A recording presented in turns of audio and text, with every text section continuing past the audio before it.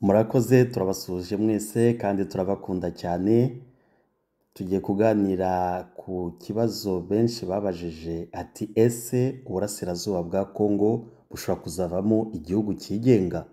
Ni karibu rero muri kumwe na Oxygene.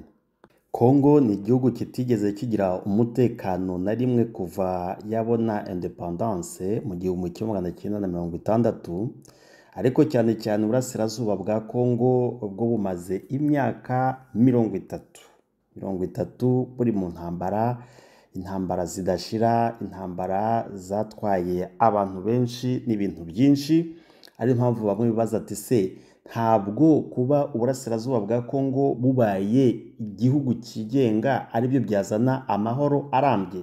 Hari benshi bagiye batuhereza za proposition, ama-analyse n'ibiki, nibyo tugiye kurebera hamwe rero turebe se birashoboka nangwa ntabwo bishoboka. Biramutse bibaye hakaba igihugu cyigenga, byazaca mu yihe nzira? Ni bimwe rero tugiye gusesengura muri geopolitique bikurikiranye n'intambara ihari kuva 2021 AFC M23 ihanganyemo na leta ya Kinshasa, kugeza ubwo AFC M23 ubu ngubu ikontrola province ebyiri ya Nord Kivu na Sud Kivu. Abadasobanukiye Congo neza rero, Congo ni igihugu kinini cyane, ni igihugu cya kabiri muri Afrika, kiza ku mwanya wa 10 mu bihugu binini ku isi, gifite kilometre kare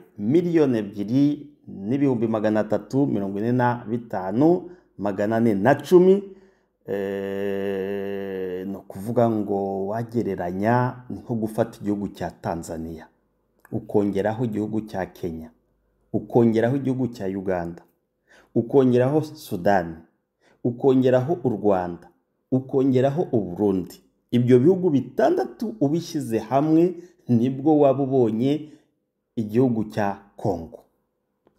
Ibibazo by'umutekano wacyo rero byasanywe nuko Ububiligi aribwo bwakolonije Congo.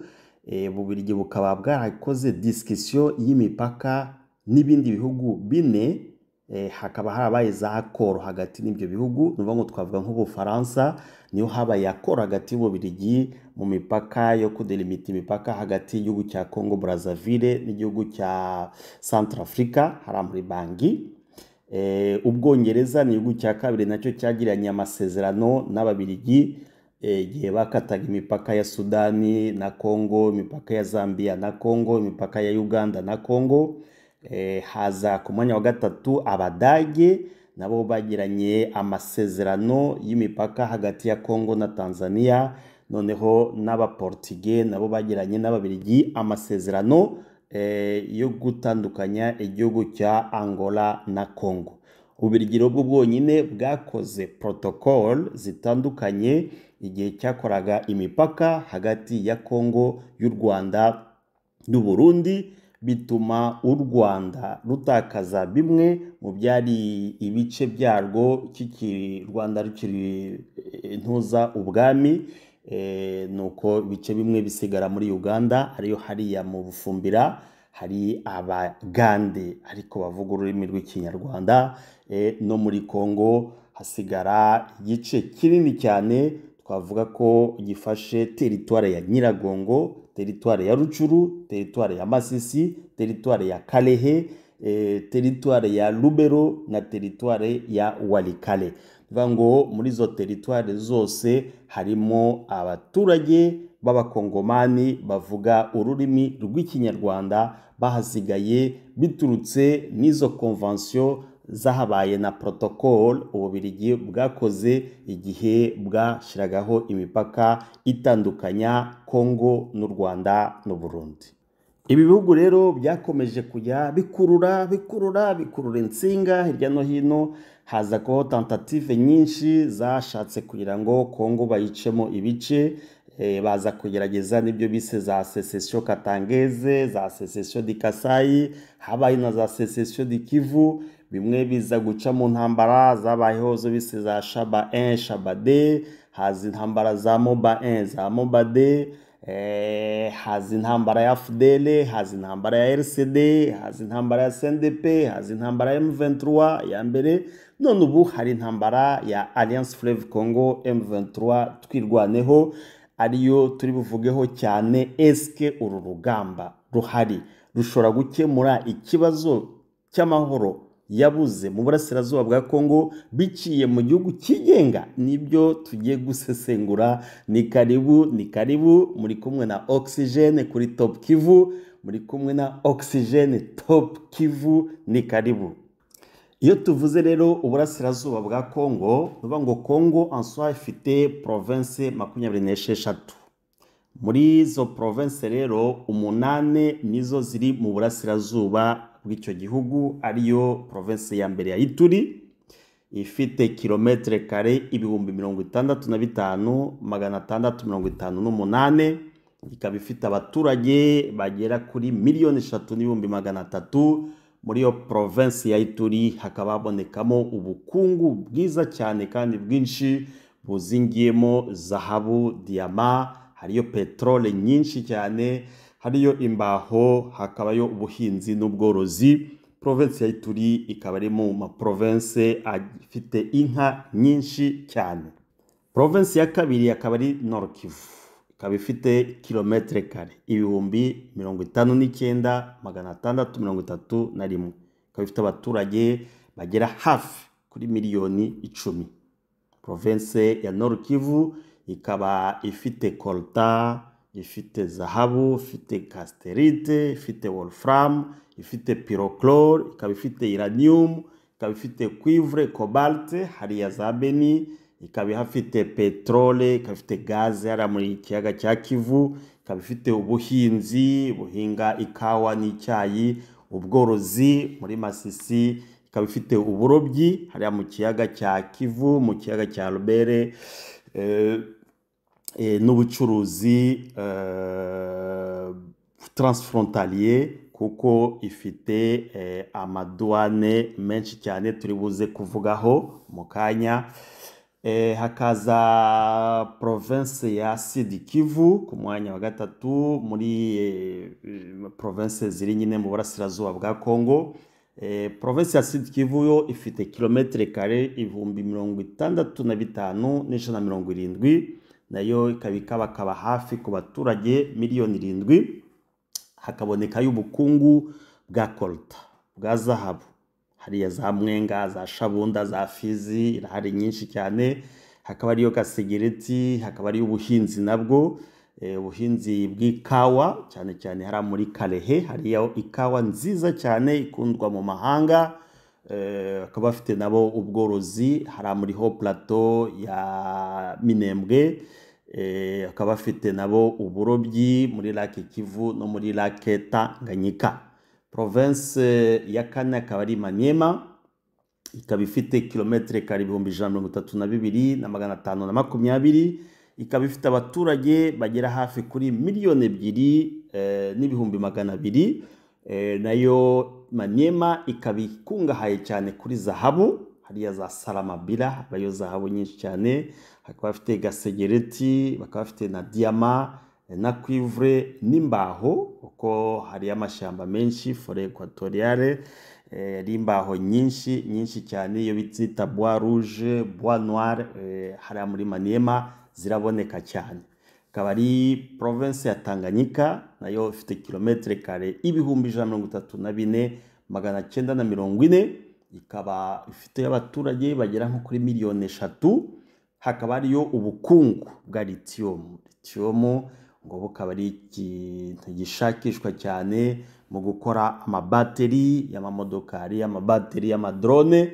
Hakaba hariyo gasegereti, hariya za Manono, hakaba bafite coltan, hakaba bafite ubutare bwa fere, nayo hakaba arimo cuivre, nabo bakaba bafite ubuhinzi n'ubworozi. Hakaba ariyo n'uburobyi, kuko Tanganyika ifite ikiyaga cya Tanganyika n'ibindi biyaga bito tutabasha kuvuga amazina yose ahangaha. Hakaza province ya gatandatu rero ariyo province ya Chopo, hari Kisangani. Chopo ikaba ifite kilometre kare 1,100 na 99,567, ikaba ifite abaturage bagera kuri 2,250,000. Chopo rero nayo ikaba ikungahaye kuri zahabu nyinshi, hariya za nyanya, za bafasende, ikaba ifite cuivre, ikaba ifite diama, ikaba ifite ubuhinzi, ikaba ifite ingufu z'amashanyarazi, kuko hari shit hariya muri Fleuve Congo ishobora gutanga amashanyarazi menshi cyane. Nayo ikaba ifite imbaho za bois rouge, za bois noir, wazibona hariya muri Chopo bitagoye cyane. Province ya karindwi rero ni province ya Haut-Uele, yo ikaba ifite kilometre kare 89,683, ikaba ifite abaturage bagera kuri 1,600,000. Nayo Haut-Uele ikaba ikungahaye kuri zahabu nyinshi. Haut-Uele ifite zahabu na zahabu yemwe nyinshi cyane pe. Ikaba ifite nayo diama, ikaba ikungahaye nayo ku buhinzi bwa kawa bita Robusta, ni kawa nayo nziza cyane. Na hakaba province ya munani ari Bas-Uele. Bas-Uele nayo ikaba ifite kilometre kare 148,331, ikaba ifite abaturage bagera kuri 1,1,200,000. Nayo ikaba ikungahaye hariya za buta, hari zahabu, bafite diama, nabo bakaba bafite ubuhinzi bw'ikawa na ya Arabica bo na Robusta, kandi ifite kalite nziza cyane. Aya ma province rero niyo aremye ikitwa Alliance Fleuve Congo. Alliance Fleuve Congo uvuga ngo ni amateri province, aya province ya Congo atuye hakuno y'uruzi rwa Congo. Aya ma province rero afite ikintu huriyeho, si by'amabuye y'agaciro, ariko n'ama province yagize akaga gakomeye cyane, yabuze umutekano muri iyi myaka 30 itambutse. Habayemo intambara nyinshi, habayemo de crise, habayemo za massacre, habayemo ubwicanyi bw'indengakamere kuva muri myaka 30. Ariyo mpamvu dukomeje kuvuga ati se kuba izi province zavamo igihugu kigenga ntago byatanga igisubizo kiri durable, kuko intambara zose zabayemo, izo massacre zose zabaye, cyane cyane zagiye ziba instrumentalize na leta ya Kinshasa. Turaza kubisobanura byagiye bigenda bite, hari hashakwa iki, haba kubwa Kasavubu, haba kubwa Mobutu, haba kubwa Laurent Désiré Kabila, haba kubwa Joseph Kabila Kabange, n'ubu kujya cha Tshisekedi. Aya ma province yose aracyarimo intambara, aracyarimo umutekano muke, niho hari ama groupe armé arenze cyane par rapport yandi ma province. Tuvuze ko na Bandundu nangwa Equateur na hatari umutekano muke, ariko ufasha ama province yose kuva Ituri, Nord Kivu, Sud Kivu, Maniema, ukagenda Tanganyika, ugafata Chopo, Haut-Uele, Bas-Uele, niyo ma province yabayemo umutekano muke cyane, batigeze bagira amahoro n'umwaka umwe kuva muri za 90. Izi province rero turavuga cyane kuri Nord Kivu na Sud Kivu, kuko ubu niyo harimo imirwano ifuza leta ya Kinshasa na Alliance Fleuve Congo M23 twirwaneho, ariyo Nord Kivu na Sud Kivu. Izi province ko ari ebyiri zifite akamaro gakomeye cyane kuri leta ya Congo, kuko Nord Kivu yo yonyine mu mutungo ifite, muri ya mitungo navuze, ikontribuwa purusa 6 kuri budget national igihugu, 6% ya budget national.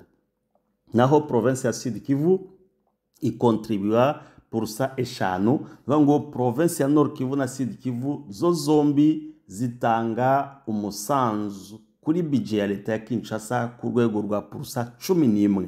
Urumva ni ibintu bimeze neza cyane. Ni province zifite economy iri stable, kuko Nord Kivu iza ku mwanya wa 4, Kinshasa niza ku mwanya wa mbere, contribute hafi purusa 14. Hagakurikiraho province ya Haut-Katanga, Lubumbashi contribute kuri budget national purusa 10. hagakurikiraho Congo Central la Matadi kuko ifite poro ya Matadi ikagira na poro ya Banana zikontribuwa kuri hoteli ya Pursa 8. Nord Kivu niza ku mwanya wa 4 avec 6%, Sud Kivu ku mwanya wa 5 avec 5%. ubwo andi ma province rero abafite ama pourcentage ari. Alors Nord Kivu ifite imipaka nangwa amadouane korerwaho ubucuruzi cyaho ibicuruzwa byinshi, twavuga nka douane ya Ishasha ikontribuwa ku rwego runini. Hakaza ntuza poste ya Nyamwisi nubwo ari nto ariko nayo cyaho ibicuruzwa. Hakaza hari frontiere ya Gihorobo, hari frontiere ya Kitagoma, hakaza douane ya Bunagana, ari parmi amadouane akomeye cyane mu burasirazuba bwa Congo. Hakaza poste frontalier ya Buhumba nayo mine de rien, hari Kabuhanga. Hakaza petite barriere, hakaza na grande barriere. Ngo azaya na madouane yinjiriza province ya Nord Kivu, kandi izi zose ubu ngubu zikaba ziri sous administration ya AFC M23. Usibye ya madouane rero ifite poro ya Goma, ikagira na poro ya Kituku.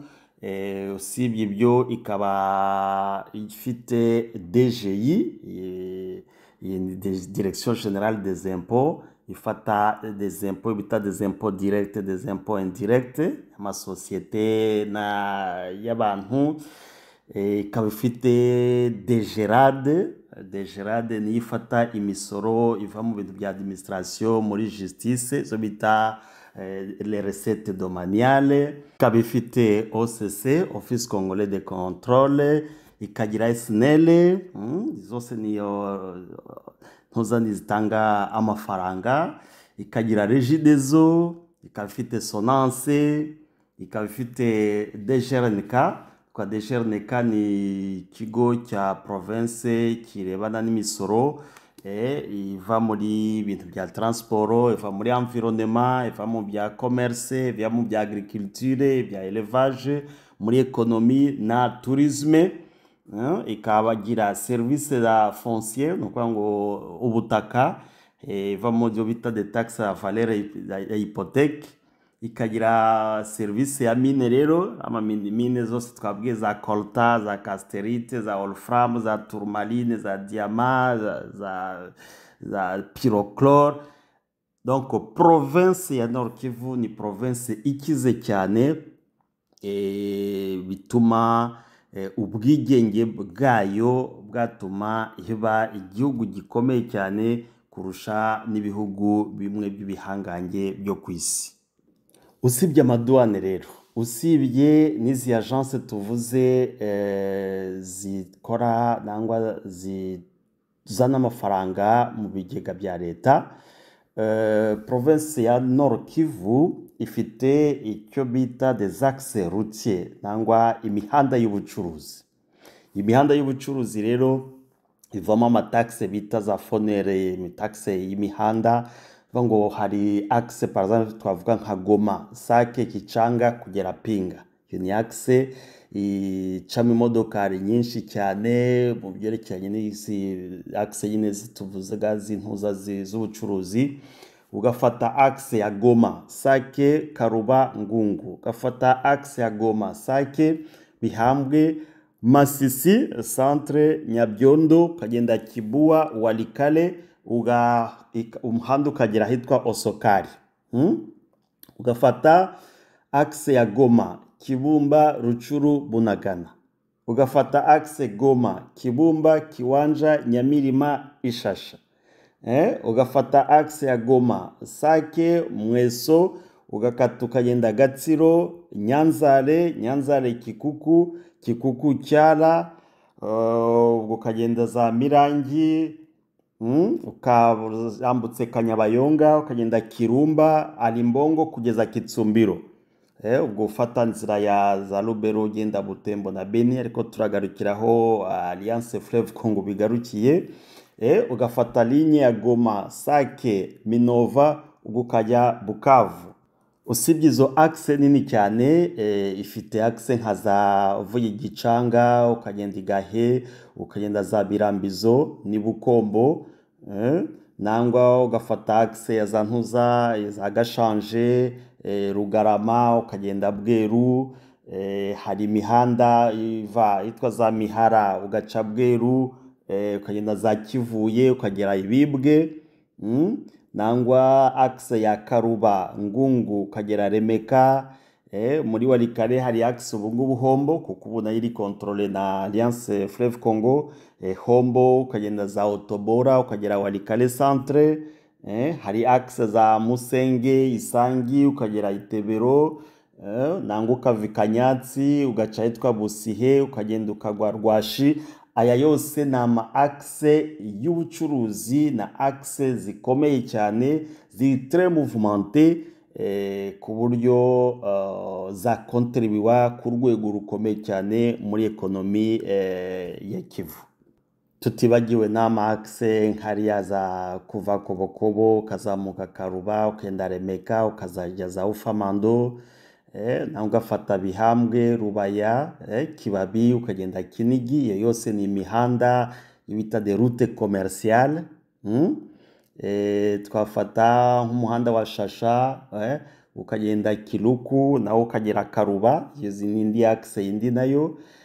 Nawe ugafata Walikale ugaca hitwa Osokari ukagenda Oso, iyo ni indi mihanda nayo iri très bénéfique kuri leta.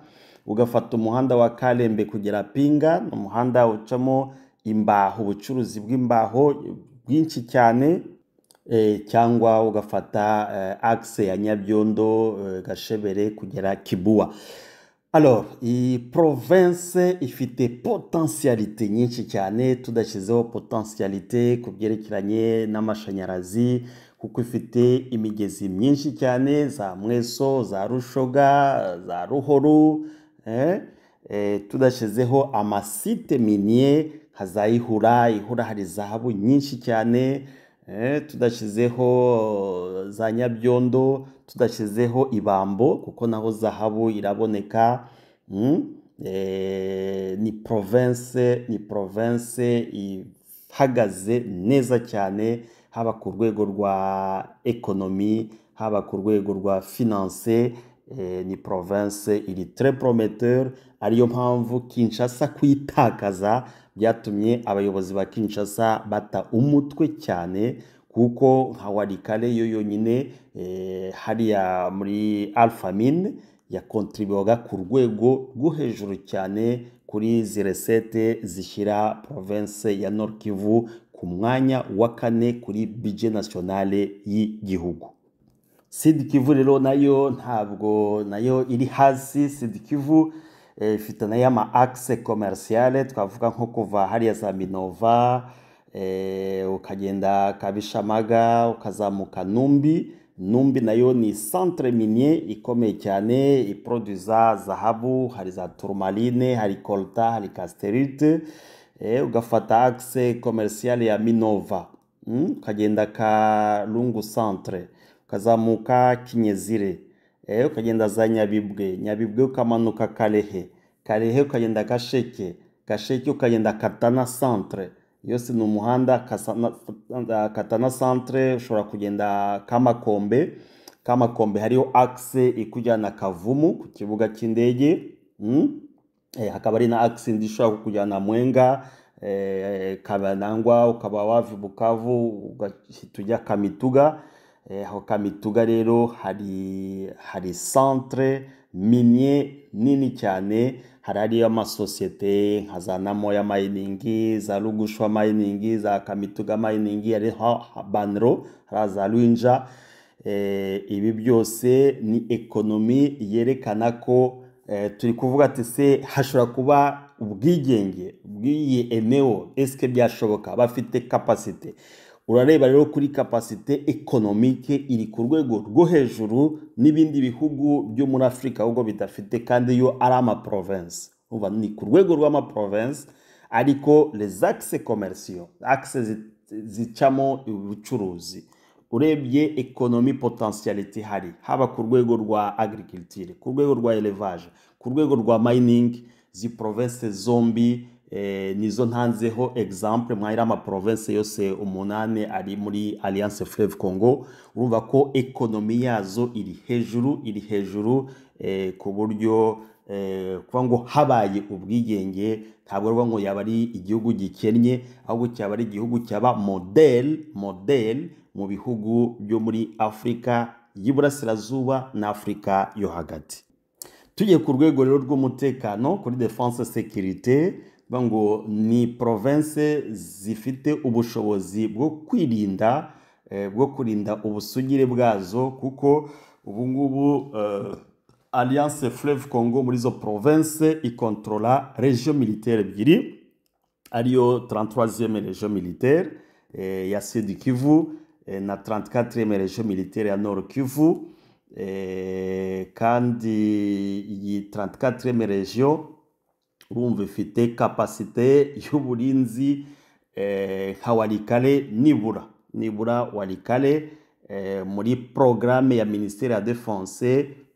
Nubwo kuri tele byari ibindi, ariko muri programmation bivuga ko Walikale ifite brigade 3, ko Walikale yonyine ifite kilometre kare hafi 24,000, umva irabura nk'ikilometre 2,000 gusa kugira ngo ingane n'u Rwanda. Walikale yo yonyine muri programmation ya Ministère ya Défense uba ngo bapanga ko ishobora kurindwa na brigade 3, Masisi kabarindwa na brigade 2, Ruchuru brigade 2, Nyiragongo brigade 1 na Goma brigade 1, ariko ibumbiyemo Air Force kurinda ikibuga cy'indege cya Goma, Navy Force yo kurinda ikiyaga cya Kivu, ikiyaga cya Albert, n'ikiyaga cya Ituri. Alors hakaba harimo unité za blindé, unité za artillerie, unité za military police, unité za intervention rapide, unité za protection de haute personnalité na za special force. Kumva hakaza rero nyuma na muri province na brigade ya reserve force. Nuko bipanzwe, urumva rero ni province nini cyane, ubwo nuko bidiplika kuri province yose ya Sud Kivu, kuko nayo muri capacité managériale ya défense nabyo byegeranye. Urumva ko kurinda iyo province kuko ari nini cyane bisaba nibura brigade 10. Urumva rero byavazi na hafi abasirikari bagomba ko basaga nk'ibihumbi 30. Urumva rero ni igihugu kizima, ni igihugu ko hari n'ibihugu bidafite na kapasite y'ingabo zingana nk'izo ngizo. Urumva ko Nord Kivu na Sud Kivu byonyine bishobora kwavazina neza hafi ibihumbi 60 by'abasirikari. Ariyo mpamvu kubera FARDC itabagira yashatishije aba mercenaires, ikoresha FDLR, ikoresha ibihugu bya SADC n'icyo baze kubafasha, kuko ni territoire nini cyane, bigoye muri kapasite ya leta y'abajura biba amafaranga yose kugira ngo babone ingabo zashobora kurinda espace ingana nk'iyi ngiyi. No ku rwego nzego z'umutekano nabyo nibyo, yaba migration, yaba sécurité intérieure, yaba polisi,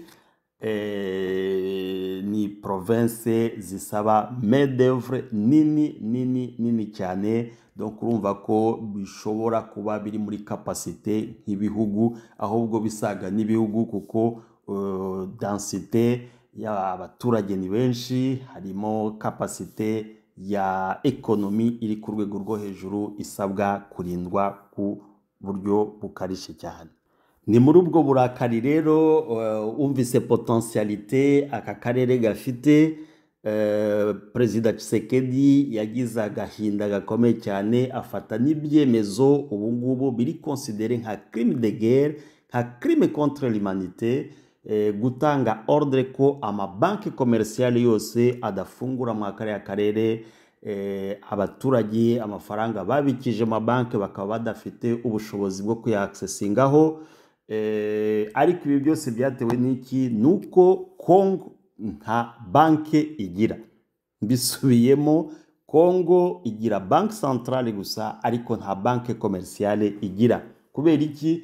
Banke zose zihari zose ni iz'ibihugu by'amahanga. Aha ni oxygene azira rero. Karibu kuri Top Kivu. Iyi nkuru benshi ntabwo wenda bari bayizi ko Congo ari igihugu kitagira banki, kuko Equity Bank ni y'Abanyakenya. Ukurikirane neza. FBN Bank ni y'Abanigeria. Iyo bita City Bank ni imwe muri City Group nyine, ko ni henshi ku isi, ni y'Abanyamerika. Standard Bank ni ya South Africa. Izi zose ni banke zikorera muri Congo, ariko nta nimwe iri deteni na guverinoma ya Congo. Rau Bank ni ya Groupe Rauji ni y'Abahindi. Hari Ecobank niyo muri Togo, akaba ari filiale ya Ecobank Transnational. Hari Ntuza Tembe irimo amaharangari menshi, tanto harimo Ababiligi, harimo n'abandi n'indi mashares y'ibindi bihugu. Nta Congo nta shares igira. Hari Afriland First Bank ni muri Cameroon. Hari Access Bank ni ya Ntuza ni ya, je pense que je dois dire, ni y'Abanigeria nayo. Hari Solidaire Bank shares ni z'Abaportugais, nibo ba nyirayo. Sophie Bank ni y'Abongereza. Hari yo bita Advance Bank ni y'Abaluxembourgeois.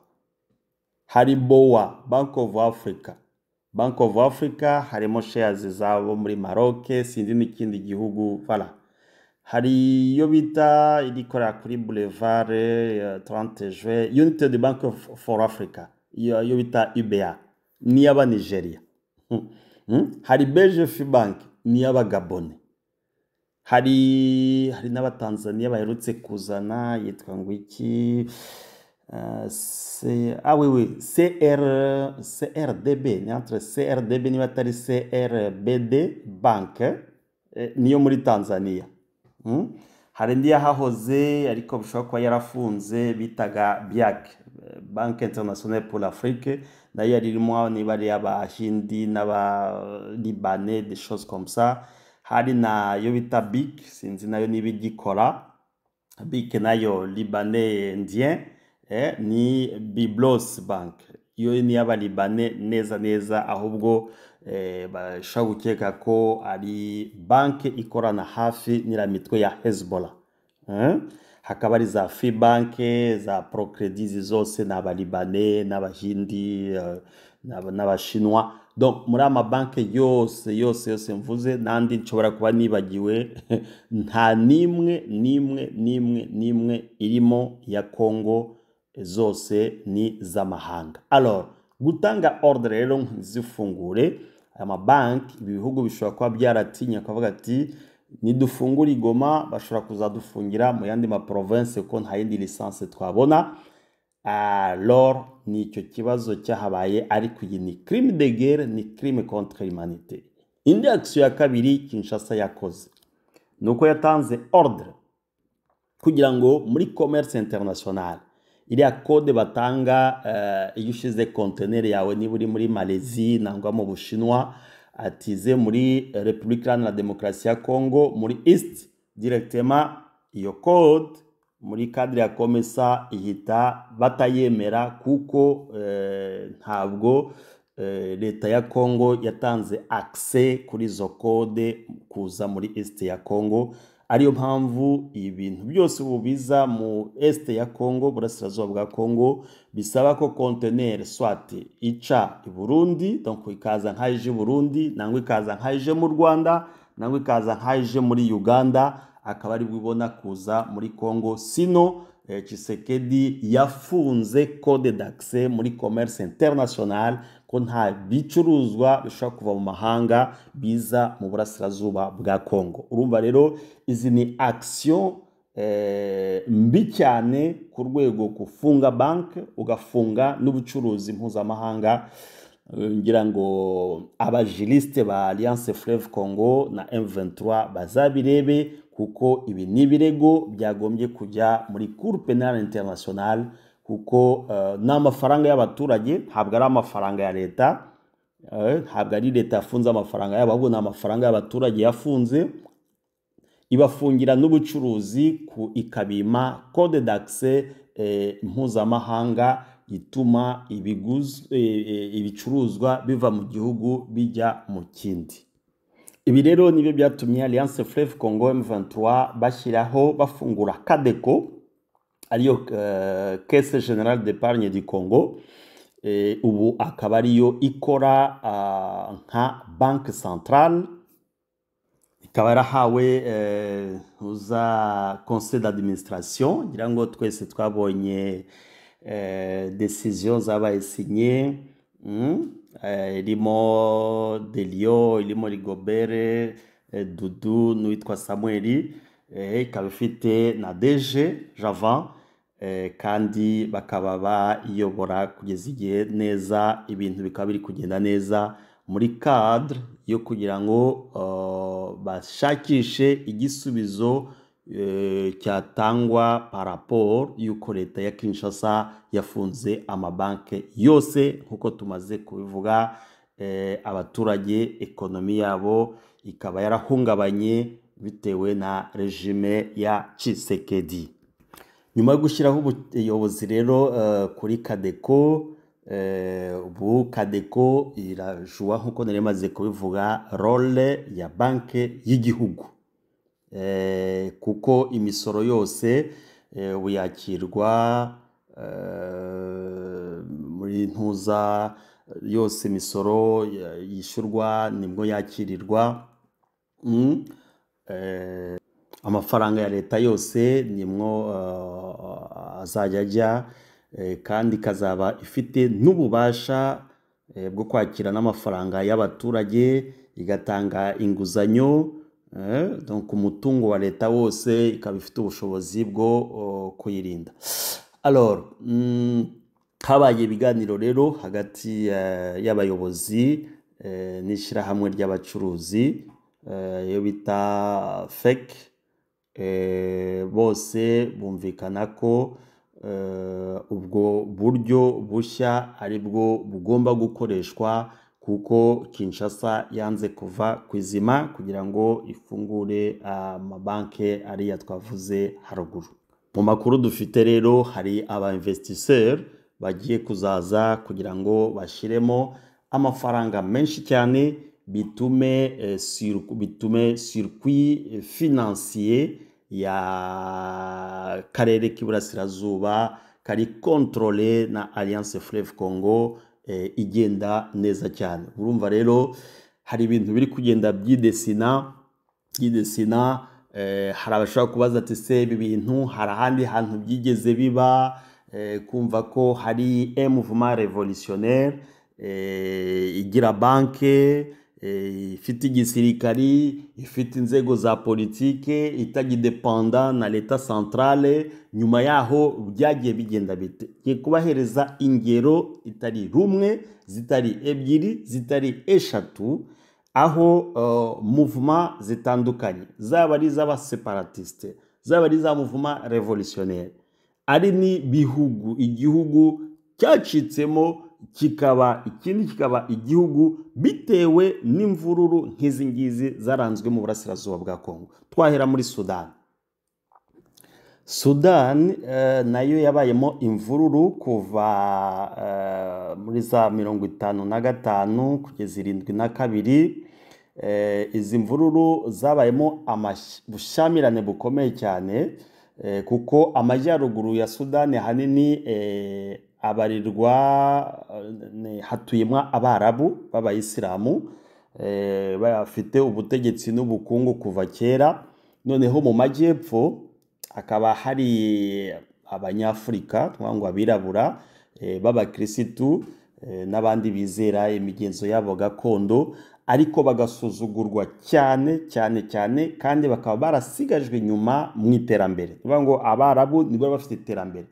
Nk'ibi bya Kongo nyine, kumva ko aya mafaranga yose y'umutungo uva mu burasirazuba bwa Kongo ugenda i Kinshasa, ukishyura abadepite, abasenatere, ibiki, naho Goma, Bukavu bagasigara nta n'umuhanda bafite, nta n'ibitaro bafite. Ni meme systeme nayo uko byari bimeze muri Sudani ikirimo.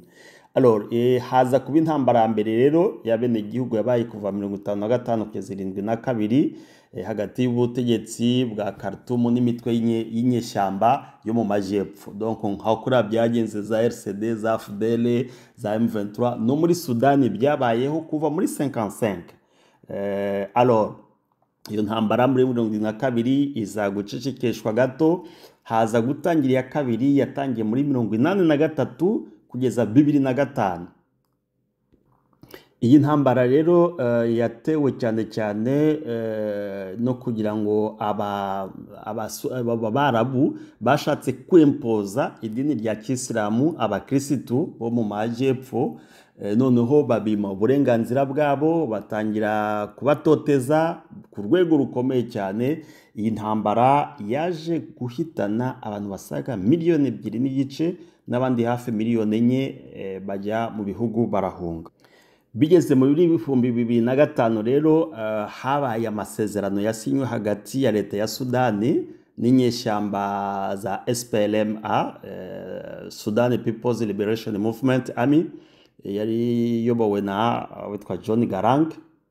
Ayo masezerano harimo byinshi tutaza gusobanura, ariko icyangombwa kirimo nuko muri ayo masezerano baje kumvikana ko hagomba kuzaba referendum nyuma y'imyaka 6. Abaturage noneho bo majyepfo bagahitamo hagati yo kuguma muri Sudani nangwa kwigenga. Nuko rero kuva 2005 kugeza 2011, 2011 niho ayo masezerano yaje gushirwa mu bikorwa. Haba ayo matora kamarampaka, referendum, akorwa mu mahoro. Abaturage bo majyepfo barenga 98% batora kwigenga. Nuko bityo rero habayeho kwibaruka kw'igihugu gishya, Repubulika ya Sudani y'Epfo. Nuko rero abaturage bo mu majyepfo ya Sudani baje kwikuraho icyo gitugu bari bashyizweho n'Abasudani ya ruguru. Nibo bari bafite n'ubungubu bafite petrole, bafite ibintu byose, umutungo wose mwinshi cyane uri mu majyepfo, ariko abaturage baho bari bakennye cyane. Nuko rero ibihugu nka Uganda bifasha kwakompanya buhoro buhoro Sudani y'amajyepfo kugira ngo igire iterambere, kuko nta muhanda wabagayo, nta shuri ryabagayo, nta bitaro, nta buri kuva 2011 baracyari kurwana buhoro buhoro, urumva ntibiboroheye. Kandi Sudani ya ruguru yakomeje kujya ikoresha bamwe b'abapiyon muri Sudani y'Epfo kugira ngo babazanire umutekano muke nyine, kugira ngo ayo majyambere yabo ye kujya mbere, kuko bari bamaze kubakuraho umukati. Nuko ntako rero uko este ya Kongo nayo yabaye nka Sudani y'Epfo, nayo yarakandamijwe, nta muhanda, ntaki. Ngira ngo ubu ngubu nibo mwabonye ejo bundi guverineri wa Nord Kivu Bahati atangaza ko bagiye gutangira gukora umuhanda wa Goma Sake kugera za Masisi umanukana Walikale. Nibwo bugiye kuba bwa mbere, yaba kuri leta ya Mobutu, yaba kuri leta ya Kabila Pere, yaba kuri leta ya Kabila Fils na Tshisekedi, ntabwo umuhanda wari uhari. Ni umuhanda wakaswe kuva ku gihe cy'abakoloni, kandi Rubaya ifite pursa 70 za kolta ibarizwa ku isi. Walikale ifite casterite icukurwa n'amahanga, Canada, Amerika n'ibindi bihugu.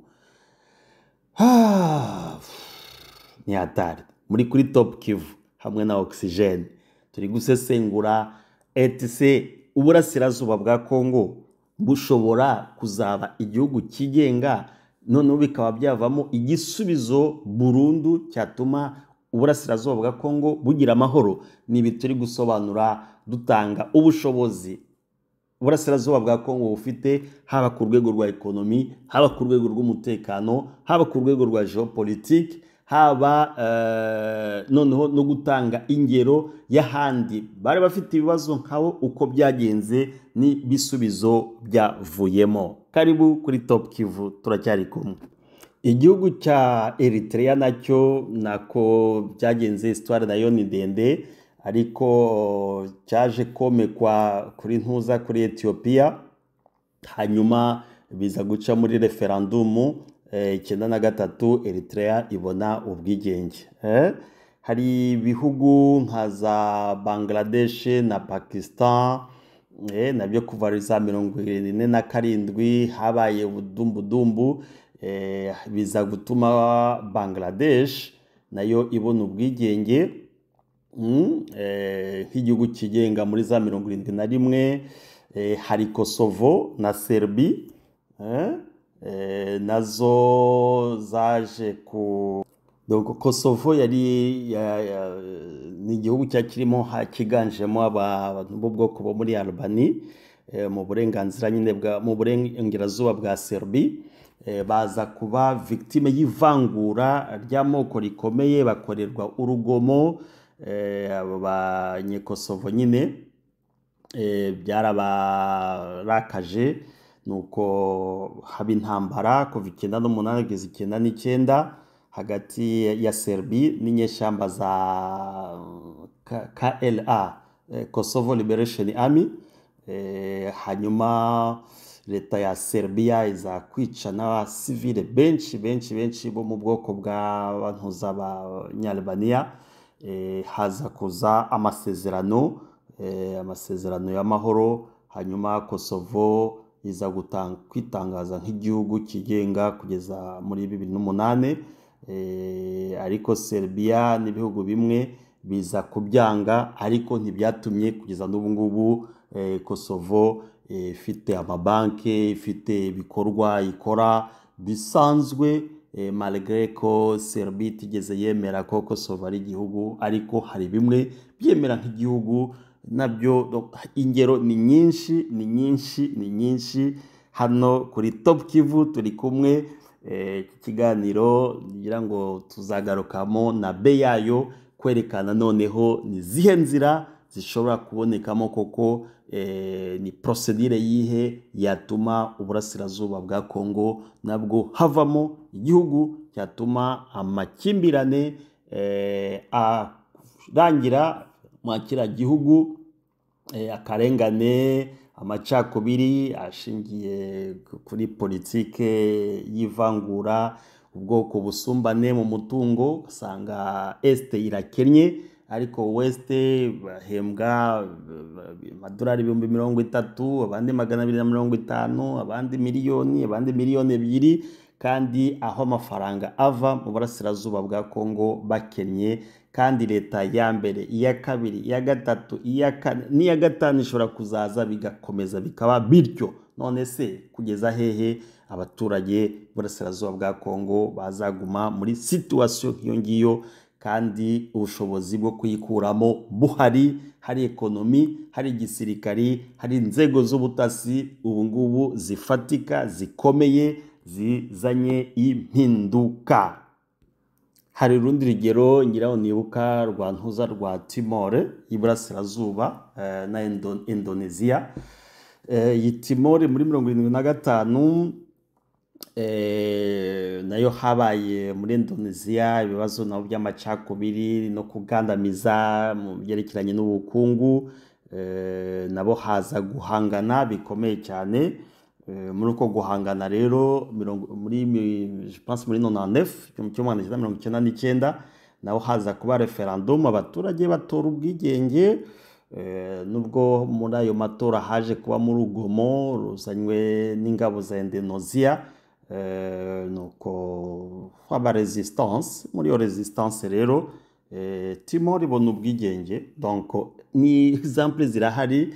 Hari benshi bavuga ngo no, ngo les frontières intangibilité des frontières byabaye muri 63 iryo tegeko 50 ibindi kubabwira ni byabaye 2002 byabaye 2008 byabaye 2011 bishya bango hari amakimbirane mu bihugu ashobora gutuma haba gutandukana nangwa gucikamo ibice kandi bikaba byazana igisubizo kirambye kuko constitution ya Congo nayo yemera ko ishobora kuba haba impinduka muri administration muri cartographie y'igihugu uko ibyo birahari twari turi ku ma province 11 haza constitution iza guhinduka ati no province zibaye 26 urumva rero ruba nka province yari orientale province orientale buyacitsemo ibice bine ntabwo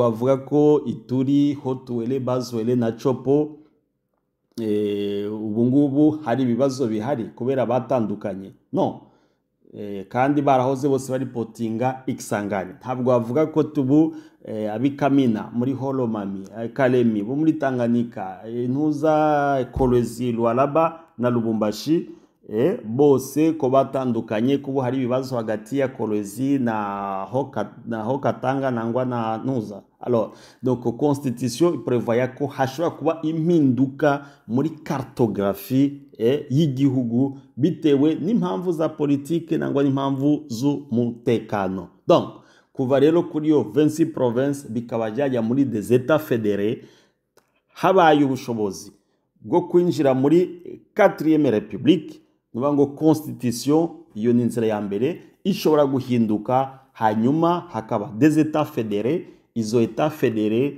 plus tard abaturage bashobora kuzavuga ati OK habe autodetermination habe referendum muri yo referendum rero bakaba bahitamo kuba ugira ubwigenge ukuntu byabaye muri Sudan byabaye muri Timor ukuntu byabaye muri Kosovo uko byabaye muri Bangladesh uko byabaye muri Eritrea iyo referendum ituma ibyo bihugu byigenga hari n'ibindi nka za Chypre ni byinshi cyane umwanya tuzabona wo kudekortika uri ka ukuntu yagiye iba yaba muri za Somaliland uko byagenze yaba muri ntuza Sahara Occidental uko biri kugenda n'ibindi bihugu byinshi hagiye haba amakimbirane hakaba des indépendantistes hakaba séparatistes bakavuga ati pas question twebwe iyi leta iratunanije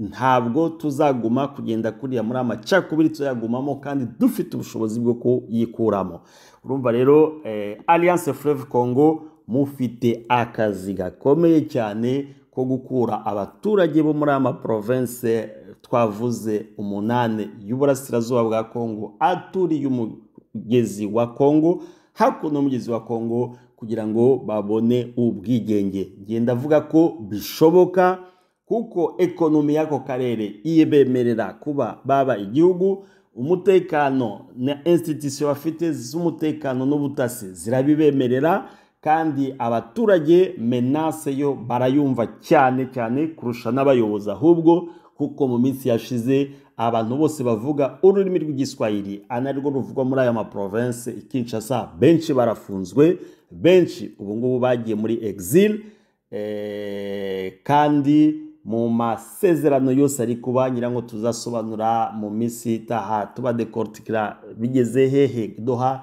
bizagenda bite Washington inama ziteganywa haba mu kwa gatandatu mu kwa karindwi eske zizaza zije gusubiza iki kibazo nangwa zizaza zije kukiranforsa mu gihe Amerika yo iri kwirebera gusa amabuye y'agaciro ariko ntirebe abaturage bari gutemwa buri munsi abaturage bafunzwe kubera ururimi rwabo abaturage bafunzwe kubera isura zabo ngira ngo hagomba kuba autodetermination yo kwirwanaho kuko akoro zose zizaturuka hanze zizaza cyane ziri mu nyungu y'ibihugu byazo bitari mu nyungu y'abaturage ariho rero bati autodetermination uko aba bantu bo muri Eritrea bahanganye uko Sudan y'Epfo yahanganye ntabwo babibonye ntabwo ari kado babahaye hariko ari kado John Garange yararwanye aripigana yirwanyeho nongeye mbisubiyeho yirwanyeho. Ibaze intambara yatangiye muri 83 kugeza muri 2005. Indi yari yaratangiye kuva 55 kugeza 72. Hari abavuga ngo biratinze, intambara za mbere zarananiranye. Zarananiranye n'ahandi byari byarananiranye. CNDP yarananiranye. Ntabwo CNDP yananiwe, nongeye mbisubiyemo. CNDP ntabwo yananiwe urugamba. Kugeza ubu ngubu niyo revolution yatumye haba amasezerano hagati ya leta na CNDP. Ayo masezerano niyo oyisaha M23 yicariyeho. Ngo iyo CNDP itabaho ntabwo ubu ngubu M23 yari kuza kureklama iki kuri leta, nta ntuza sezerano yigeza. Ntabwo twavuga ko na RCD yatsinzwe. Oya, RCD yakoze akazi kayo, nubwo hari bamwe bagize inda ndende bibagirwa mission yabo kugira ngo bapasifiye, ariko kameme RCD yahaye aya ma province y'Iburasirazuba bwa Kongo abagenero n'abakolonel n'abandi ba officier bakomeye cyane, byatumye bakora revolution bafite aba officier bari ageri. Ntabwo twavuga ko na AFDL yatsinzwe, kuko AFDL yitaza umuntu uvuga ururimi rw'igiswahili byari bigeze ahantu atazongera gukandagira mu mujyi wa Kinshasa avec le système ya mobutisme. Bamaze kwirukana abaswahiliphone n'abavuga ururimi rw'ikinyarwanda muri conference nationale souveraine.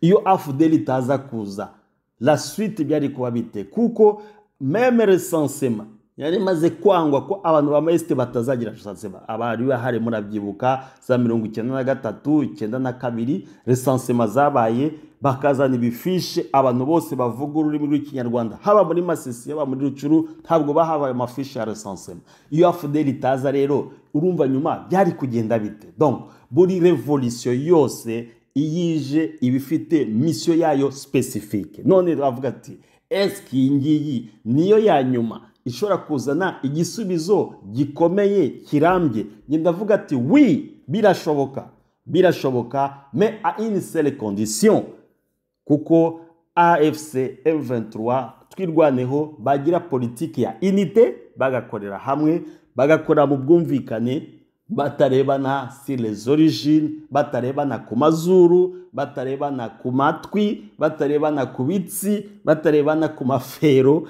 batarebana ku biki, bagakorera hamwe muri objectif yo kugira ngo impunzi zitahe. Niyo première condition. Nonye bisubiyemo, impunzi zitahe, kuko niyo cause principale. Niyo cause principale y'revolution. Hari abantu baheze hanze, bari guteseka mu nkambi y'isaha, bari kurwanira amajeto yo kugira ngo babone impungure, babone kawunga. Abo bantu bataye imirima yabo muri Masisi, muri Rucuru, muri Kalehe. Ndashaka kugira ngo twumve ko aba bantu barenganuwe bataha mu rwababyaye, kuko birashoboka ko haboneka ubwigenge, paselema nubwo butabara ubwigenge bw'igihugu, ariko ubwigenge bw'umutekano d'abord. Kuko ubu ngubu nibura Goma abantu bari kuryama bagasinzira, Ibukavu abantu bari kuryama bagasinzira, Ibunagana naho habaye paradizo, Irumangabo habaye paradizo, Ishasha, Nyamirima, hari ahantu twose twavuze ari ama axe yose aragendwa, za Mweso, za Gashuga. Ntabwo twavuga ko ari Ishasha, kuko no muri Amerika abantu barapfa barashwe, na hehe no mu Birigi. Ariko quand même ubu ngubu on peut dire que il y a un grand changement par rapport à impunzi zigomba kugira ute gutaha. Ikibazo cya FDLR kigomba gukemurwa burundu. Bravo kuri ingabo ziri mu mujyi wa Goma gutraka amabandi yose, kuyatraka. Intwaro zigomba kuvamo, imikwabi igomba gukomera tena cyane maison par maison, kuko barahamagawe mutange imbunda zanyu,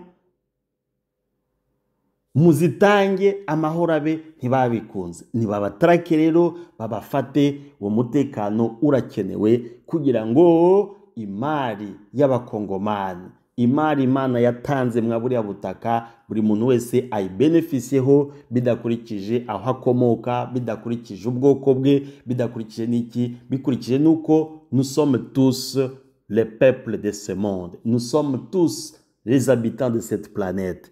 Bizaba ari byiza cyane nk'ukuntu byashobotse muri Sudani, bigashoboka no mu bindi bihugu, na hariya muri este ya Congo birashoboka ko haba igihugu kigenga, si eselemasi